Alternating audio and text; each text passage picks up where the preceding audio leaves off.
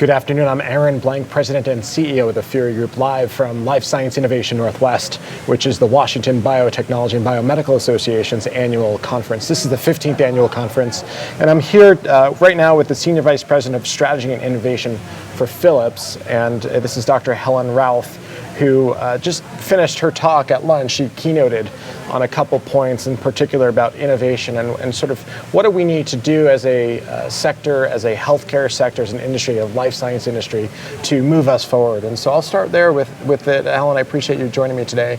Happy to do so. So Helen, tell me a little bit, just a quick snapshot of what you talked about at lunch today. Absolutely. So I talked about the challenges we have in healthcare, the global challenges which are so enormous that we have to overcome. And the main point I wanted to get across was that in order to get through those challenges, we've got to partner and work together. And we've got to get out of our silos of just technology innovation, just data and analytics, just services, and put those three together to really effectively change outcomes for patients, clinical outcomes, but also reduce the costs and make healthcare much more sustainable.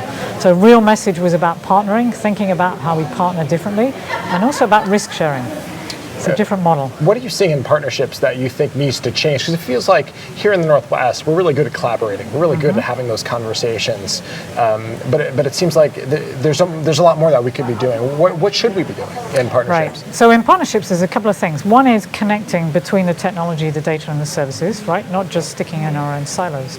But it's also how we take risk together to change problems. I think one example I gave was, say you're a small startup that has a great new technology for a wearable, you know how to do the analytics with it, you know what the services are, but imagine if you could get access to the rest of the data about that patient, or the data while that patient was in the hospital. You can't do that in your own little startup, but if we start connecting all those pieces together, then we're really going to make those significant changes. So it's breaking down some boundaries, really. So what is Phillips doing in the essence of partnerships and true partnerships around the world? You just came in from Boston, you're here in Seattle, you're going to Amsterdam in the next 24 hours. Obviously, you're the key of partnerships. What are you doing to spearhead this? So we're doing a number of things. We're starting partnering even internally between our businesses. We're starting to partner with our customers. So some of the examples I gave in the talk was how we're actually changing the relationship we have with our customers and starting to go at risk in some deals with our customers. So we're actually both have to improve outcomes and reduce cost in order to benefit both of us. We also are starting to put together a platform that will allow us to integrate data, the Health Suite digital platform. And that will allow others to put their data, get into access to a rich data set, but also allow others to maybe put their applications on it through an API. So really enabling that partnering with us, but with others as well. Yeah.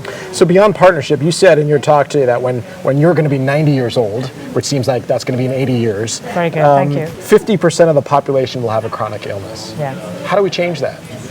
So by starting looking across the whole health continuum. So if we only look at these patients once they are in the healthcare system, once they're at that chronic disease point, it's back to prevention, it's back to understanding the population that's at risk, maybe even going back to healthy lifestyles as well. What do we need to do differently about how we take care of ourselves? An element of that as well is how do we help people change behaviors? Because we all know that's the hardest thing to do, right? January 1, we all get our gym memberships. Do we actually do it?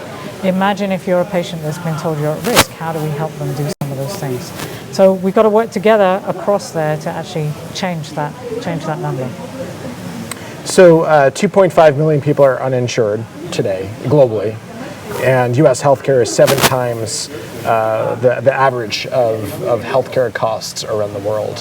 What other companies beyond Phillips are in your peer network that are helping do what you guys are doing from a standpoint of partnerships, driving the technological innovations together and working together? And what can other companies do to help you on the global mission of being connected? Right. So in putting our digital platform together, we did that in partnership with Salesforce.com, just as an example.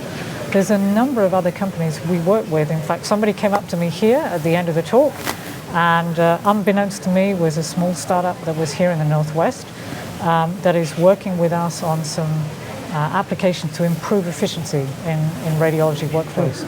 So it's all those little connections. everyone in healthcare understands these challenges. All the companies are there. We need to find the right way on how to work together. So reach out and find the partners that make sense to you for your company, and also, but using the customers and the healthcare systems is the So that's a good segue into small companies, small startups that are here at LSI&W, or even mid-sized companies. How can they partner with Phillips? So first thing is the HealthSuite digital platform. So if you go look at HealthSuite, we've run a few hackathons, a few user groups as we're starting to build the platform and starting to give people the opportunity to work on it. Otherwise, reach out to us, but also reach out to your clinical partners, because in the end, it's through them that we together solve the problem. Because this is not just about a small company being funded by a big company or working with a big company. It's working with the problem in the clinical space and trying pilots out. So I would actually go first to those clinicians and then find the right partners through that network. Okay. The R&D tax credit, I'm just change segues a little bit. The R&D tax credit in the state of Washington was cut last year in our budget. This year they're cutting the Life Science Discovery Fund. At least it's on the docket. The governor has a chance to veto that.